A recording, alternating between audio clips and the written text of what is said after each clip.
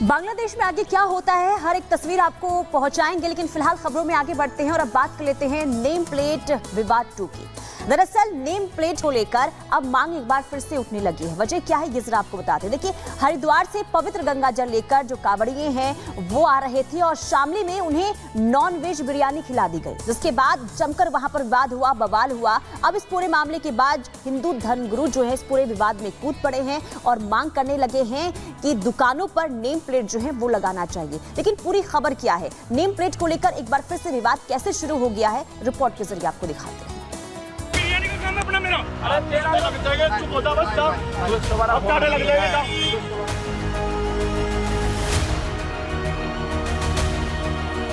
Name plate को लेकर छिड़ा विवाद अभी शांत भी नहीं हुआ है कि कांवड़ रोड पे श्रद्धालुओं को वेज बिरयानी के नाम पर नॉन वेज बिरयानी परोसने को लेकर नया बखेड़ा शुरू हो गया। हरिद्वार से पवित्र गंगा जल लेकर लौट रहे श्रद्धालुओं ने आरोप लगाया कि वेज बिरयानी के नाम पर उनके साथ धोखाधड़ी हुई और जानबूझकर संप्रदाय विशेष के एक दुकानदार ने उन्हें नॉनवेज बिरयानी खिलाकर उनकी कांवड़ यात्रा खंडित कर दी है। दरअसल ये पूरा मामला बीते रोज सोमवार को शामली बस स्टैंड के पास सामने आया। बताया जा रहा है कि यहाँ पर वेज बिरयानी का ठेका लगाने वाले तदवीर नाम के एक दुकानदार लोगों की धार्मिक भावनाओं से खेल रहा है।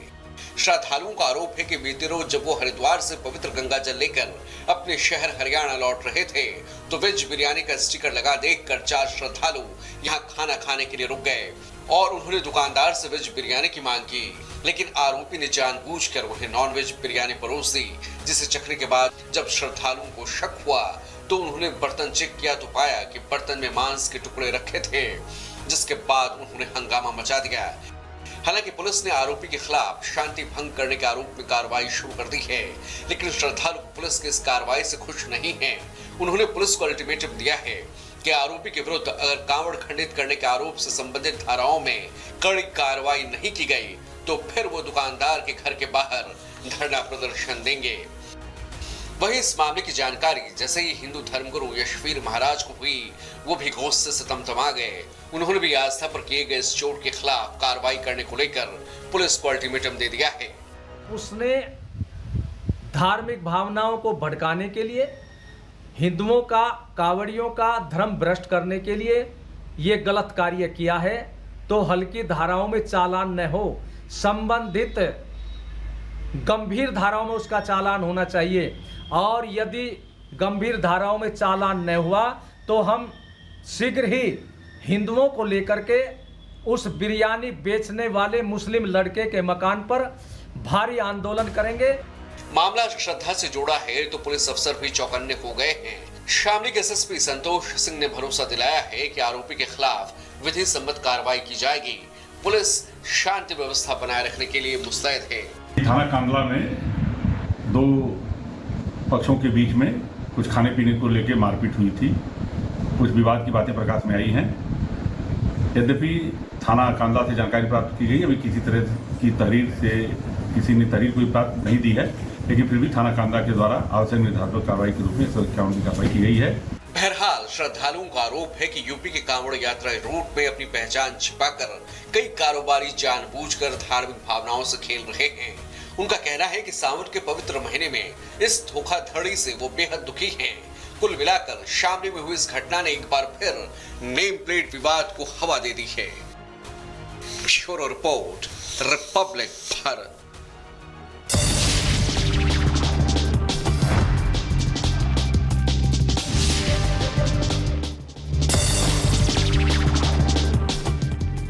बांग्लादेश में तख्तापलट पर अमेरिका की पहली प्रतिक्रिया सामने आई। विदेश विभाग के प्रवक्ता मैथ्यू मिलर ने कहा, हम अब हिंसा को समाप्त करने और जवाबदेही के लिए समर्थन करने पर ध्यान केंद्रित कर रहे हैं। इजरायल ने लेबनान में हिजबुल्लाह के ठिकानों पर एयर स्ट्राइक की है। हमले में हिजबुल्लाह राडवान फोर्स के कमांडर अली जमाल अल-दीन मारा गया है। और इजरायल ने गाजा पट्टी में अपने सैन्य हमले में मारे गए 80 से ज्यादा फिलिस्तीनियों के शव लौटाए और इन शवों को सामूहिक कब्र में दफनाया गया।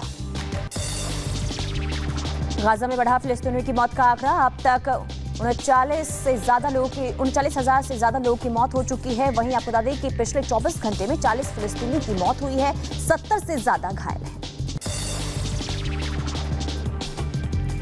उधर अमेरिका के गोल्फ कोर्स में छोटा विमान क्रैश हुआ। पायलट मामूली रूप से घायल और बाल बचा। पाइपी 28 विमान में पायलट अकेला सवार था। अमेरिका की फ्लोरिडा में तूफान डेविड ने दस्तक दी है। फ्लोरिडा के बोका ग्रैंड तट से कई लोगों के डूबने से बचाया गया है। अमेरिका की फ्लोरिडा में डेविड तूफान ने मचाई तबाही। आंधी तूफान की वजह से 2 लाख से ज्यादा घरों की बिजली गुल हो गई। इटली के सिसिला द्वीप पर माउंट एटना ज्वालामुखी फिर से फटा है। ज्वालामुखी विस्फोट से राख आसमान में निकली। 4.5 किलोमीटर की ऊंचाई तक ये पहुंचा है। बता एहतियातन के तौर पर कुछ उड़ानों को डायवर्ट करना पड़ा है। ब्रिटेन में हुए दंगों के लिए पड़ोस की पुलिस व्यवस्था की कमी को जिम्मेदार ठहराया गया और ब्रिटिश पुलिस के पूर्व निरीक्षक ने कहा कि पुलिस के पास इस बारे में खुफिया जानकारी का अभाव है कि दंगे कहां पर होने वाले हैं। Welcome back. रिपब्लिक भारत देख रहे हैं आप और जाग उठा भारत में लगातार हम आपको बांग्लादेश से जुड़ी हुई एक खबर बता रहे हैं कि वहां पर इस वक्त क्या स्थिति बनी हुई है और वहां पर हालात बहुत खराब है। इतने खराब कि कई लोगों की जान जा चुकी है। 300 लोगों की मौत हो गई है। सोमवार को अगर हम बात करें तो 100 लोगों की जान चली गई। लेकिन इसके पीछे साजिश किसकी थी ये बताया जा रहा है। कई देश इसके पीछे है। कुछ 2-3 देश बताए जा रहे हैं और ऐसे में देखिए कई सवाल यहाँ पर खड़े होते हैं कि वो ऐसा क्यों कर रहा है। पुनीता बिल्कुल देखिए हालात जो है बेकाबू हो गए हैं बांग्लादेश में और आरोप ये लग रहे हैं कि आखिर इसके पीछे किसका हाथ हो सकता है। कई देश ये कह रहे हैं कि 3 नेशन हैं जो इस बड़ी साजिश की ओर इशारा कर रहे हैं, वो ये साजिश रच रहे हैं। लेकिन आखिर सवाल ये कि कौन है वो 3 देश, आपको रिपोर्ट के जरिए बता दें।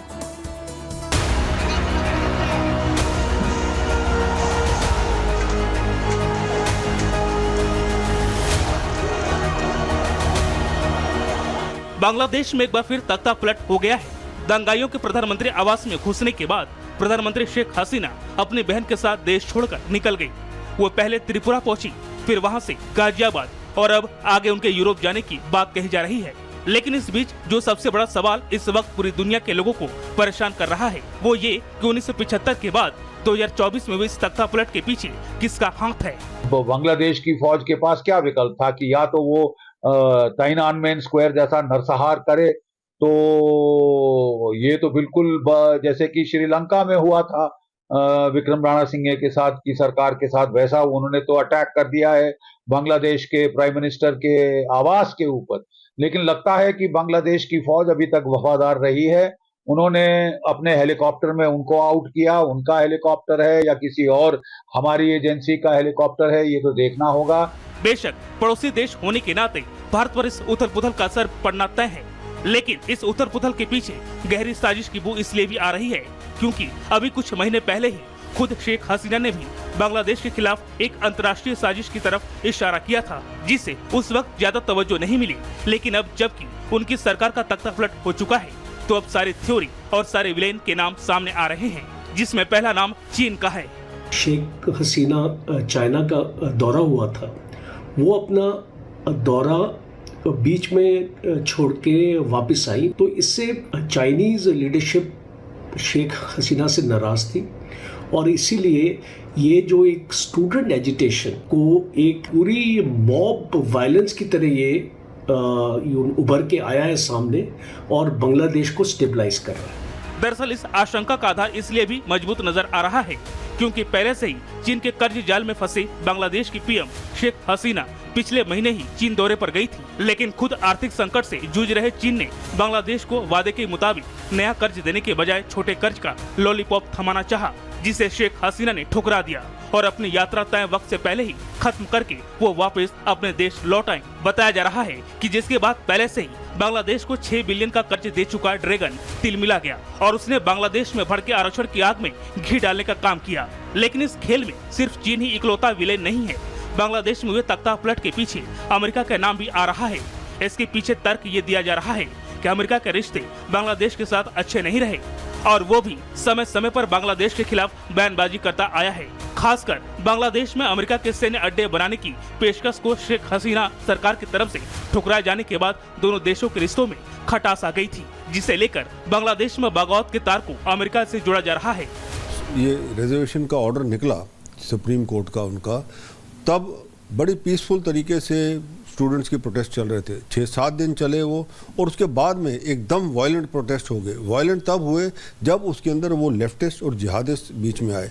CIA ज़रूर एक दबाव डाला हुआ था उन्होंने शेख हसीना के ऊपर, क्योंकि वो चाहते थे कि वो अमेरिकन पॉलिसीज़ की तरफ रहे।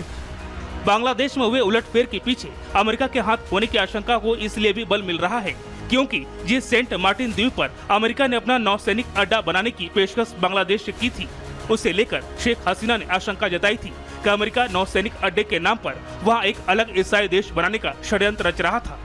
बताया जा रहा है कि शेख हसीना के इस रुख से अमेरिका नाराज था, जिसके बाद अमेरिका की खुफिया एजेंसी CIA ने ये सारा खेल रचा, जिसका अंजाम अब दुनिया के सामने है। वहीं बांग्लादेश के खिलाफ साजिश का जिक्र हो और पाकिस्तान का नाम न आए, ऐसा कैसे हो सकता है? बताया जा रहा है कि बांग्लादेश को अस्थिर करने की इस साजिश में पाकिस्तान ने भी अपना रोल खूब निभाया है। जानकारी के मुताबिक बांग्लादेश में विद्रोह की चिंगारी भड़काने के लिए पाकिस्तानी सरकार ने फौज, ISI और आतंकी संगठन जमात इस्लामी का खूब इस्तेमाल किया है। पाकिस्तान इस तरह की काम जरूर कर सकता है। इन सब के ऊपर जो आग में घी पड़ा होगा वो ये है कि पाकिस्तान आर्मी ने इसके ऊपर कोई भी कदम नहीं लिया इसको रोकने के लिए, इसको थामने के लिए। क्यों? क्योंकि कहीं ना कहीं उनकी भी एम्बिशन जग गई कि यस, इस समय एक वो सिचुएशन बनती जा रही है जहां आर्मी चीफ अपना पर्सनल एजेंडा और army as such overall agenda को सक्सेसफुली कंडक्ट कर सकती है। कुल मिलाकर बांग्लादेश में हुए तख्ता पलट के बाद पूरी दुनिया की नजर बांग्लादेश की तरफ घूम गई है। बांग्लादेश को मोहरा समझने वाले देश जहां इन तस्वीरों को देखकर खुश हो रहे हैं, तो वहीं भारत एक जिम्मेदार पड़ोसी देश होने के चलते एक उभरती हुई अर्थव्यवस्था को यूं चरमराता देखकर चिंतित है। Bureau report, Republic Bharat.